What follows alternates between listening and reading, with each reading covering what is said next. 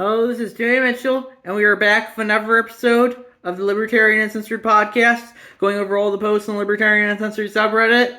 Let's get right into it. So first we have how the Federal Reserve works from Elon Musk on Twitter, and I shared that, and that was a picture of he shared a picture of Monopoly. Rule 1, what if the bank runs out of money? Some players think the bank is bankrupt if it runs out of money. The bank never goes bankrupt. To continue playing, he slips of paper to keep track of each player's banking transactions until the bank has enough paper money to operate again.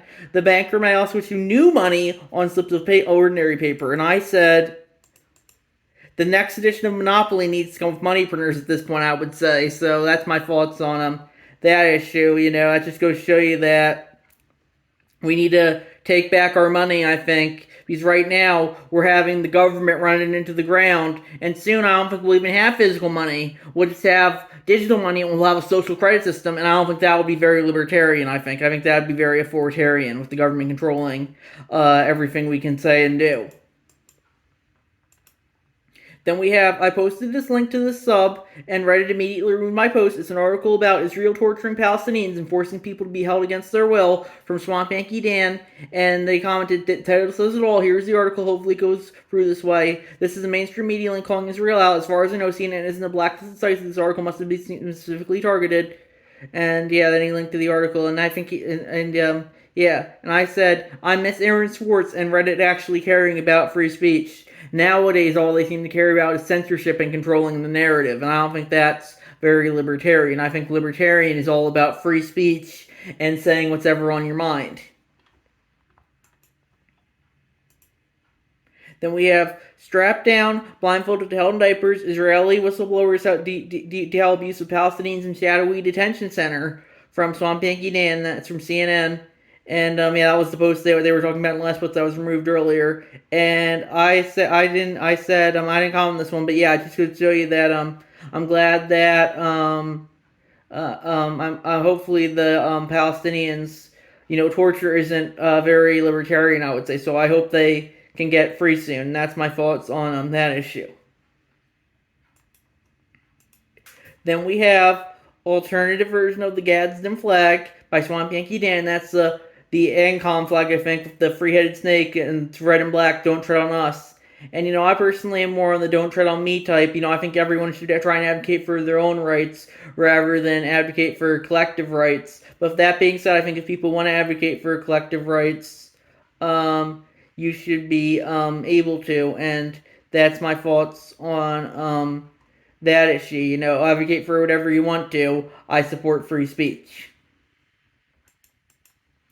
Then we have the Slippery Slope Remains the Undefeated Champion from Aaron McIntyre on Twitter, and I posted that, and that was him quote tweeting and wokeness. Imagine growing up in the house like this, and it was a thruple transgender polycule. They're all transgender, and they have a 10-year-old non-binary child and a 2-year-old anti-gender child.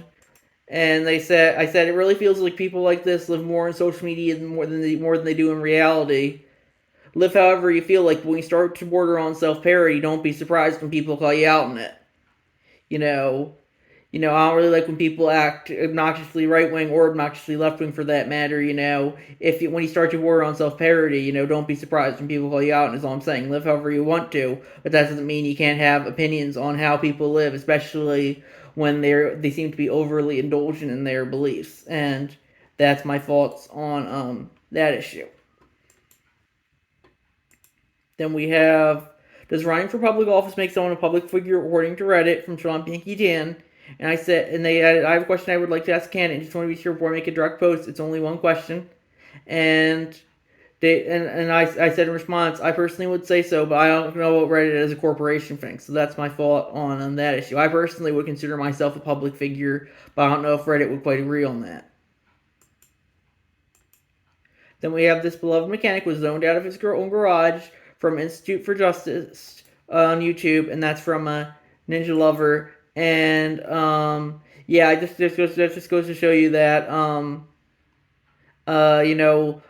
zoning isn't your friend. The government can force you to do whatever it wants through force, through things like zoning or other stuff it has, and that's why I think you should always stand up to the government if they tell you to do something that you don't want to.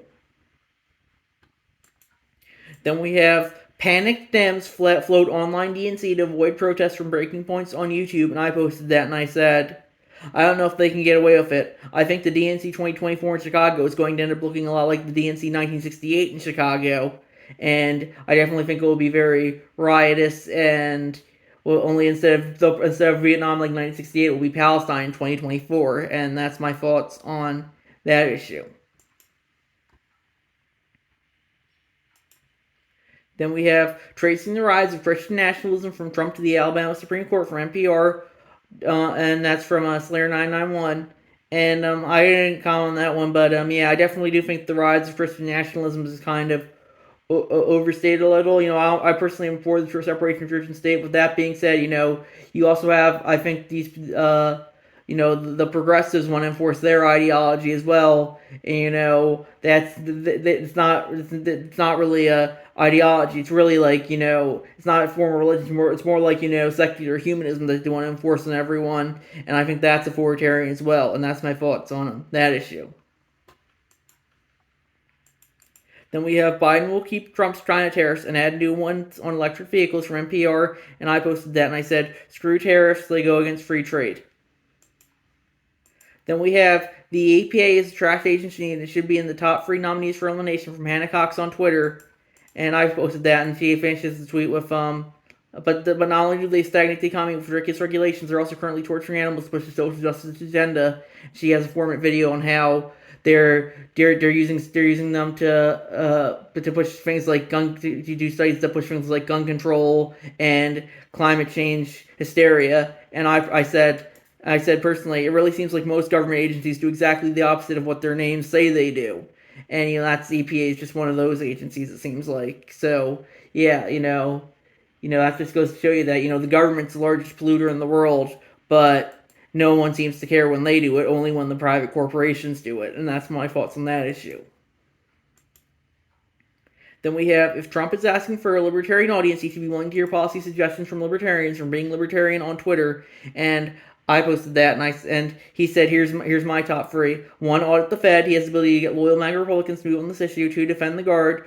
The National Guard should stay in the U.S. unless the Congress Declaration War is signed. This could limit our overseas adventures greatly. With the southern border wide open, this should be an easy sell to MAGA. Free, give Assange, Newbert, and other journalists with slurs their freedom back. The First Amendment is not negotiable. I already mentioned not really policy. He has to admit failures of the code response and address how to not make the same mistakes. Holding people accountable would be a requirement. What would your top 3 be? And I said my top 3 would be 1, abolish CIA, 2, abolish FBI, 3, abolish NSA. I personally think he should be 4 of those because the intelligence agency spied on his campaign and pushed Hunter Biden's laptop. They said, Hunter Biden's laptop was fake, and that screwed him over as well. But apparently he just wants to give them all new buildings. So it just goes to show you Trump's pretty much all style and no substance, if he asks me. Then we have, update the court has sentenced Dexter Taylor to 10 years in prison for building his own firearms from Jess Charles on Twitter. And I posted that and I said, it's very sad. Hopefully he can get out soon on appeal because, the Second Amendment says you have the right to bear arms. And that's my thoughts on that issue. Then we have U.S. set to impose 100% tariff on Chinese electric vehicle imports from FinancialTimes.com by Cattle Curmudgeon. That's a cross post from the Economy subreddit. And I said, screw tariffs, they go against free trade. And that's why I said in the last post about the tariffs. But yeah, I don't like tariffs. And both Biden and Trump seem to love tariffs. So there's really no difference between the two of them on that issue. That's my thoughts there. Then we have Platform Classical Liberal Caucus from LP Classical Liberal Caucus.org by Top Moose 3618. And yeah. I definitely do think, that is I think it does sound good. They have stuff like freedom of international movement and trade, rule of law, economic freedom, peaceful foreign policy, sound monetary policy. I think that's good, but I personally think these guys are. I don't know if they're gonna quite last like the Liberal Party. We'll see how they goes. So that's my thoughts on that issue. And then finally we have Protecting Free Speech: The Early Warning Signs from Around the World from John Stossel on YouTube, and I posted that, and I didn't comment on that one. But yeah, I definitely do think we need to support free speech. Because Western elites seem to operate under the guise that foreign foreign tyranny is the worst thing ever, but domestic tyranny is all justified, and that's definitely what they seem to think when it comes to free speech. And that's my thoughts on that issue. So I think we're gonna wrap it up there. Wait, no, we have a new one. High school senior expelled after live streaming classroom fight from acfamily.com by Astro Boulevant. And yeah, I definitely don't think people should be expelled from for recording what's happening in public areas like public schools. But ultimately, they're in the position to say what they want about that and do what they want about that. So that's my thoughts on that issue. Ultimately, I think that's my thoughts there. You shouldn't be expelling people for stupid reasons like that. And I think we're gonna wrap up there. I'll see you guys in this episode. Bye.